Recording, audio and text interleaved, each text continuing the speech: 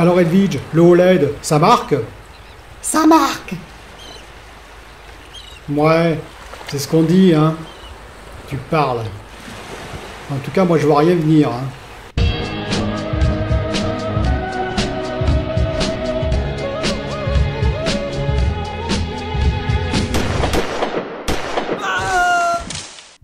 Bonjour les amis, alors le OLED, ça marque ou ça marque pas? On va le voir ensemble dans cette vidéo. On va parler également de PS5 et on va tout de suite commencer par les RTX 3000 et RX 6000. Et donc on va voir tout de suite cette nouvelle qui concerne les cartes graphiques pour PC Gamer. Une nouvelle que j'avais prédit malheureusement, voilà déjà quelques vidéos en arrière si vous me suivez, et qui disait tout simplement que les RX 6000 et les RTX 3000 ainsi que tout le matériel en général électronique allait augmenter à cause de la pénurie, que vous savez, la pénurie sur la microélectronique. Regardez, si vous n'avez pas vu ma vidéo là-dessus. Et donc j'avais annoncé qu'il y aurait des probables augmentations de prix. Et bien vous voyez, ça n'a pas tardé, hein. Ça n'a pas attendu quelques mois, même quelques semaines. Voilà déjà qu'on annonce que les RTX 3000 et les RX 6000 vont augmenter.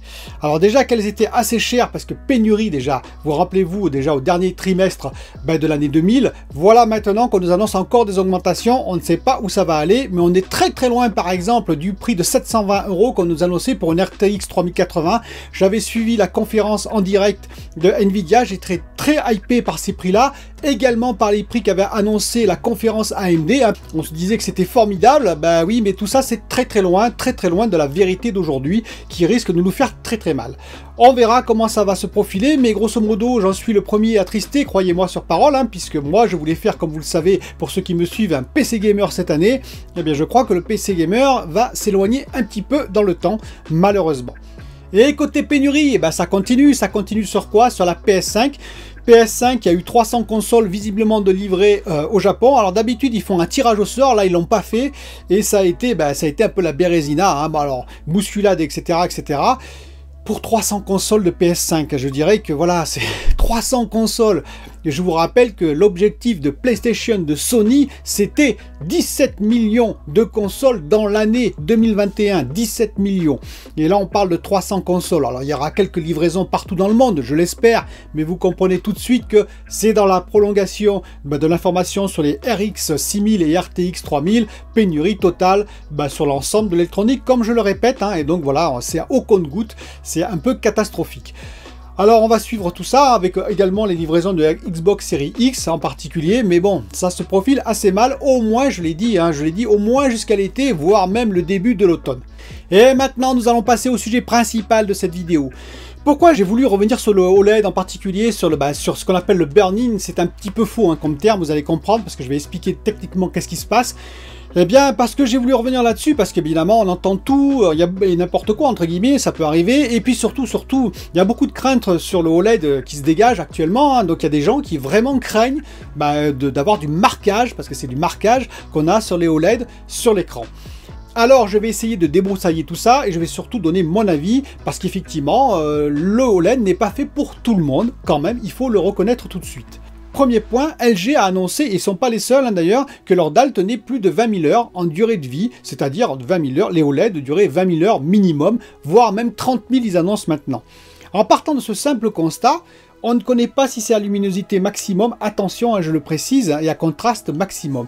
Mais en partant de ce principe-là, déjà de ce constat-là, eh bien on peut dire que si on prend, on va dire, quelqu'un qui regarde son téléviseur, qui regarde des émissions, ou qui joue que 3 heures par jour sur 300 jours, c'est-à-dire assez faible utilisation, eh bien ça va faire une durée de vie de plus de 22 ans. C'est déjà pas mal.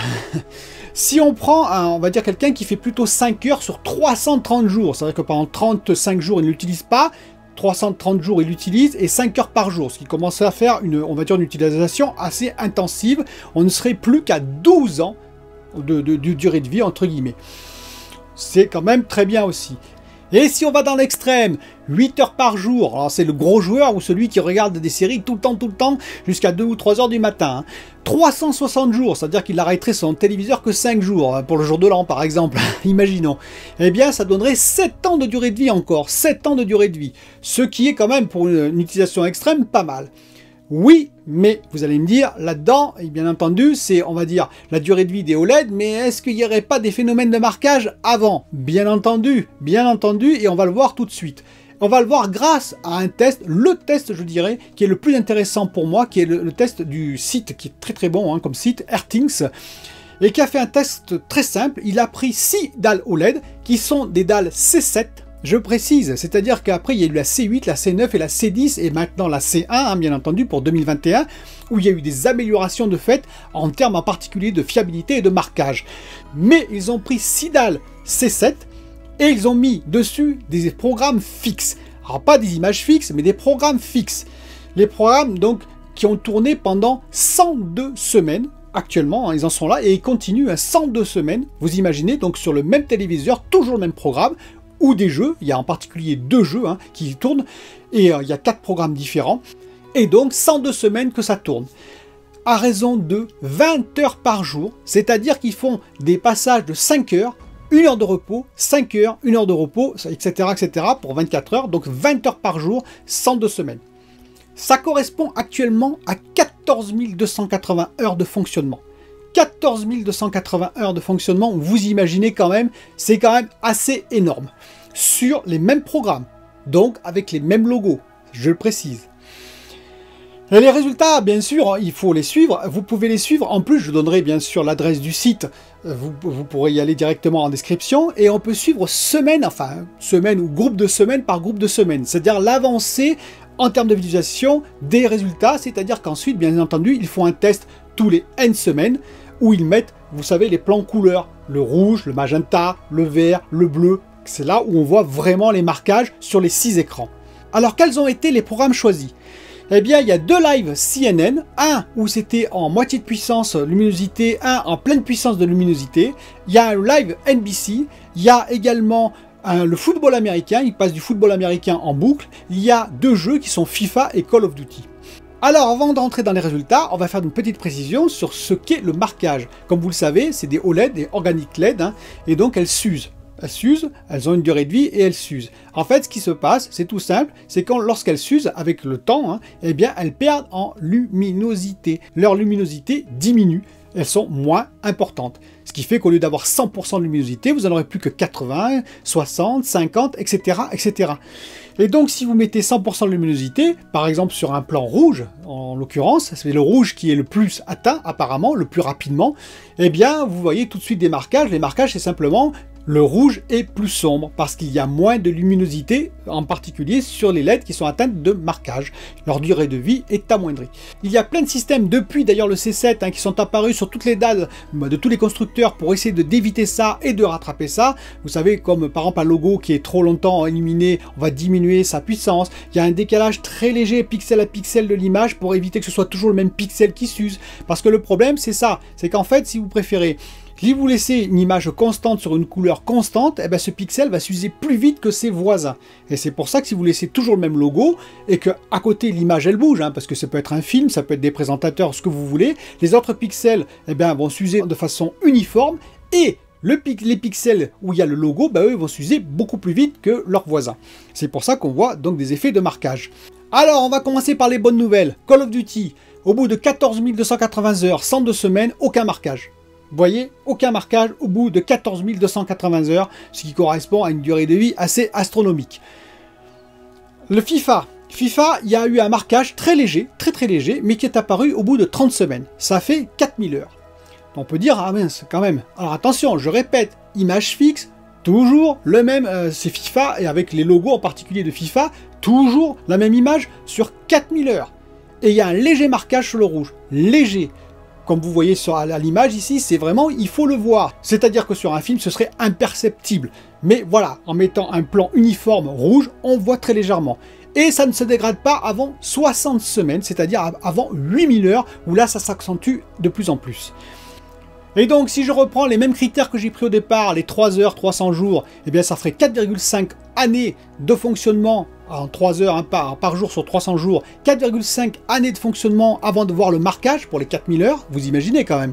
C'est-à-dire qu'en ne jouant qu'à FIFA, tout le temps, 3 heures par jour pendant 300 jours, eh bien, il faudrait plus de 4,5 années pour voir le marquage apparaître. Si vous faisiez 5 heures voilà, un peu plus sur 330 jours, il vous faudrait 2,5 années. Et si vous faisiez 8 heures de FIFA 360 jours, eh bien, il vous faudrait quand même 1 année et demie pour voir le marquage.